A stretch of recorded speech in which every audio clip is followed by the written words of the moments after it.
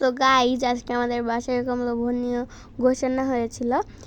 So এই guys আসসালামু আলাইকুম, তোমরা সকলে কেমন আছো? আশা করছি ভালো আছো। তো আজ আমাদের বাসায় গরুর গোশ রান্না হবে, তার জন্য মশলাগুলোকে এক সাইডে রেখে দিয়ে এবার আমি গোশগুলোকে পানি দিয়ে সুন্দর মতো ধুয়ে নিব।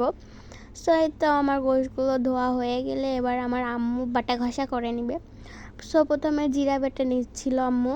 সো জিরা বাটা হয়ে গেলে রসুন আর পেঁয়াজ বেটে নেবে, তারপরে মরিচ বেটে নেবে, কাঁচা মরিচ, তারপরে বেটে নেবে গরম মশলা আর আদা।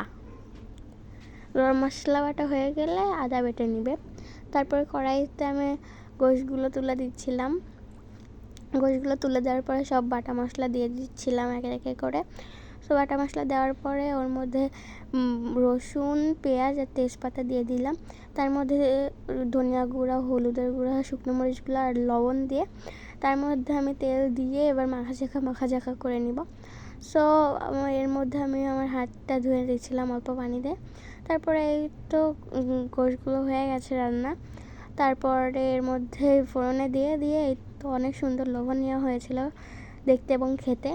সো এবার ডাউল রান্না হবে। ডাউলকে সিদ্ধ করে ওর মধ্যে লবণ দিয়ে আর হলুদ আর ধনিয়া গুঁড়া দিয়ে তারপরে ভালো করে ঘেটে নিতে হবে ডালগুলোকে।